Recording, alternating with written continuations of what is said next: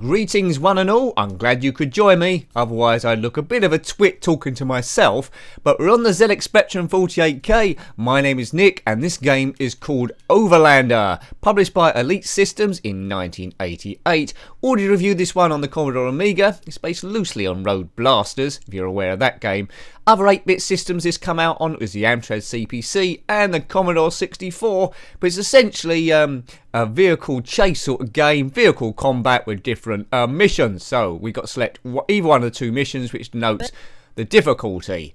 We got to buy stuff. Fuel's always useful for a game like this, and this is what your car always sounds like when you fill it up with petrol, as you know. Overlander. We will be reviewing, here's a store here, we will be reviewing Road Blasters at some point as well. Overlander wasn't too bad on the Commodore Amiga, but a bit uninspiring, and this looks nothing like it. What's going on here? Okay. Yes, interesting. There's a car behind me. Now, we've got a gun we can fire things out of the way. There'll be mines on the road we need to avoid also, but we need to get to the end of the stage without the car destroying itself, and weapons would be useful.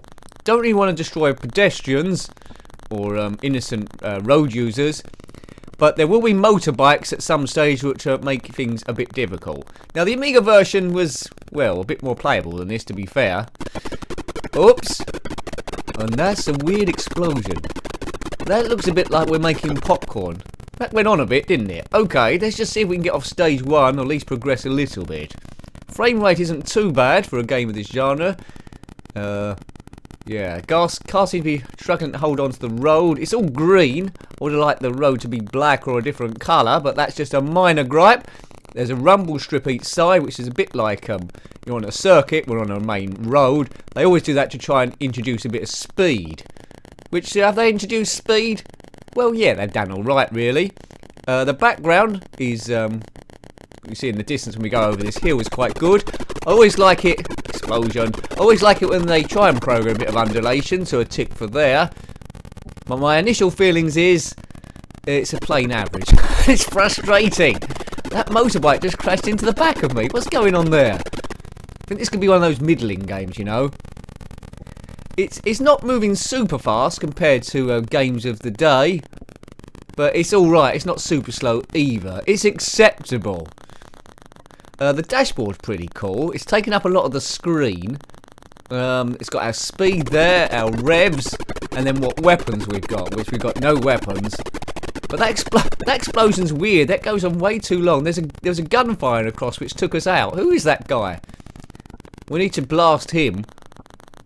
I think you get bored quite quick. I prefer to play Chase HQ, I think.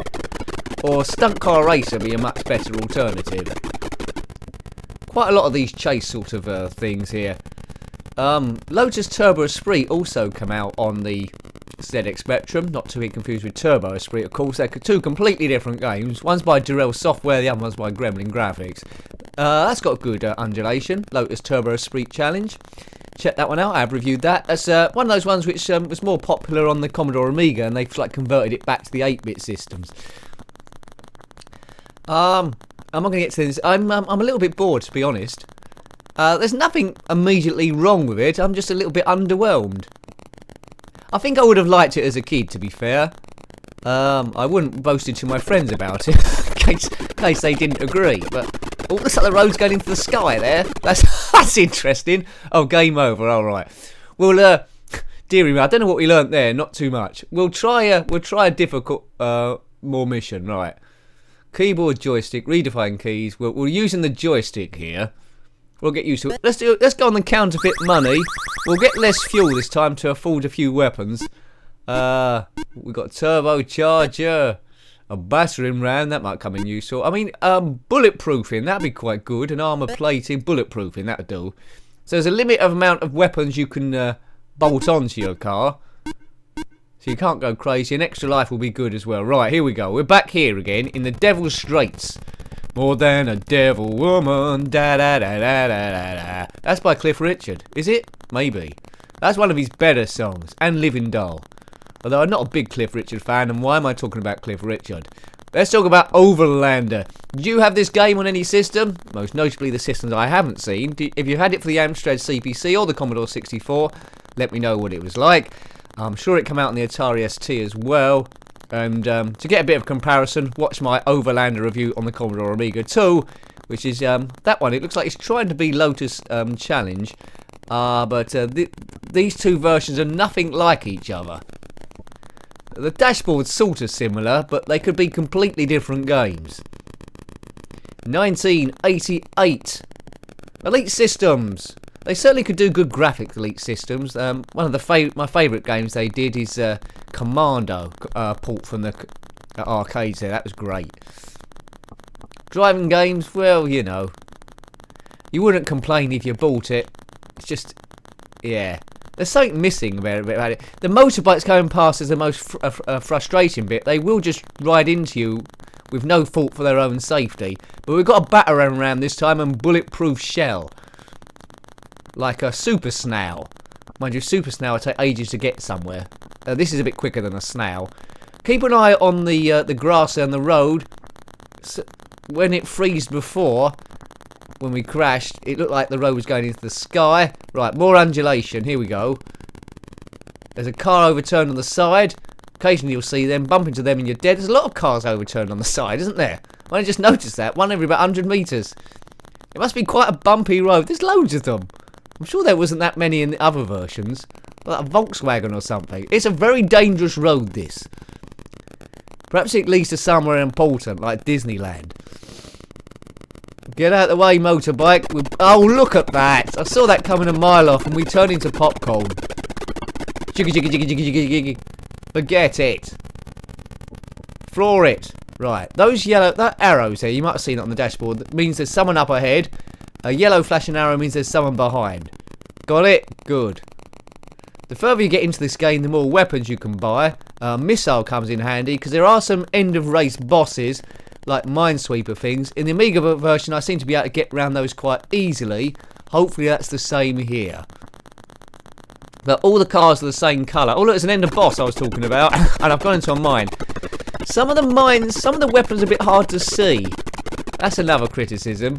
If you're in a fighting game, a shooting game, it's very important to see what's coming at you. There was a shoot 'em up called Flying Fox, which I was it Flying Shark? If it's Flying Shark, which I reviewed on the ZX Spectrum, that was all yellow. That's tricky to see. And the original Xenon on the Spectrum's suffered the same thing. You get that quite a lot. I love the coders that manage to overcome it. Not many of them do. Right, I need to get past this twit. Oh, is he gonna? Oh, this is going to be my Achilles heel. I've got 2 feet but 12 Achilles heels. That's what my game. That's what my gameplay's like. But anyway, we know what to expect. I'm never going to be the best player in the world, but I think I'm playing average. So yes, it gives you something to work towards. Yeah. Deary me. Right. Okay. I don't think I'll do very good in gaming championships, but I might do well in commentary championships or something like that, if I can say it correctly. That's the weirdest explosion ever, right? This guy just won't blow up. Just blow up, sir. I mean, it's common courtesy, isn't it? Like, how many bombs has he got? Right, let's weave over here. We move back. Oh. We're not even going anywhere. He's just hovering left and right. He's still hovering. Good, right. He deserved that. I think there might be more than one of them, though, because we're on the most difficult mode. Yeah. Right, another car overturned. We're in Greenville. This is the Devil's Straits. Really, you would expect it to be red if it's the devil, but this is green. There's grass everywhere. Or is it AstroTurf? Well, anyway, the grip isn't too good. It might be AstroTurf. How many cars have we gone past that have overturned? I hope you got a tally chart. No, I wouldn't make you go back and count them all, because I wouldn't be able to check anyway, and I'll probably just say, okay, well done. It's like trying to guess how many sweets are in a jar or something. I was never that good, unless there was only one. Or none. Hey, tough luck, motorbike rider. Right, there's a fleet of these bikers coming past now. Don't crash into me. He's going to crash into me, isn't he? Don't crash into me. Don't crash in. Don't crash into me. Oh, yeah. Who saw that coming apart from everyone? Oh, curse you motorbike riders. You've got no place on the road. Who let these hoodlums out anyway? Absolute ridiculous stuff. Should I have another go on easy mode?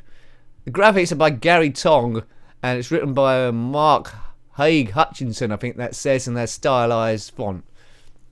I am quite tempted to have one more go on easy mode, you know. I think Elite Systems deserve it.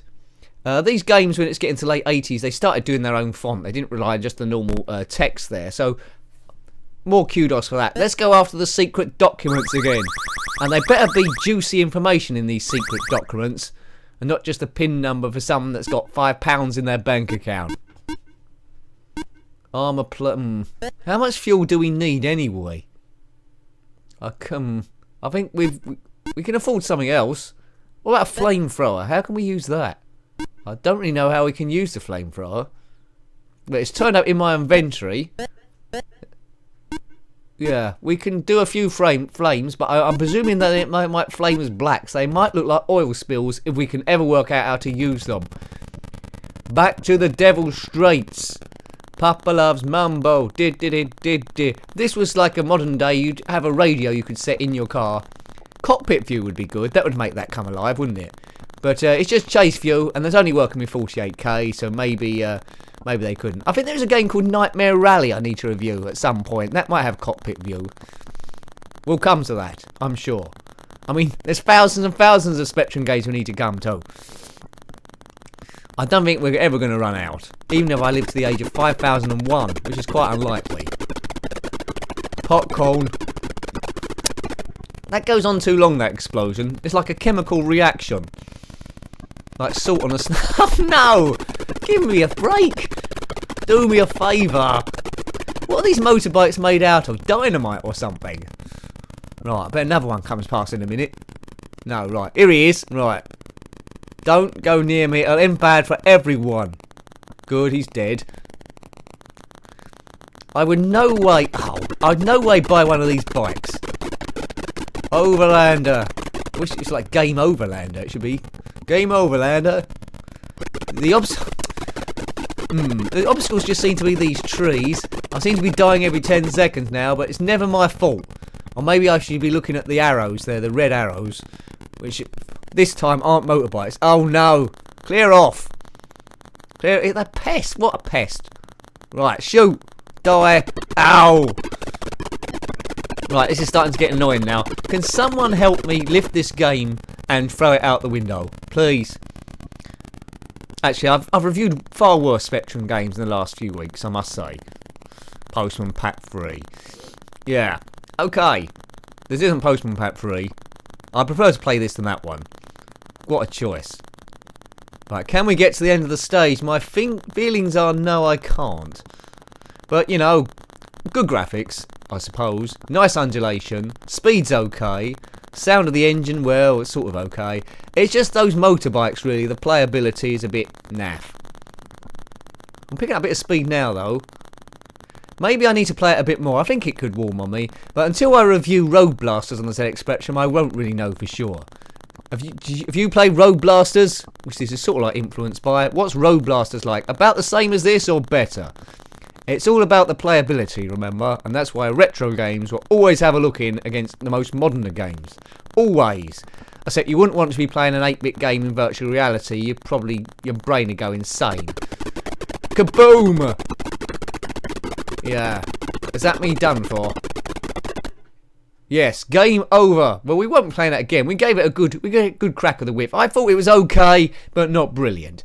Hope you liked having a look at that one. That was Overlander on the ZX Spectrum 48K, published by Elite Systems in 1988, and of course influenced by the game Road Blasters. Thanks for watching that one as always. If you've got anything to say about this game or similar games or anything Spectrum related, then be my guest. Put it below. We'll start a bit of a conversation going. Until next time, take great care of yourself and are very fond. Goodbye. Goodbye.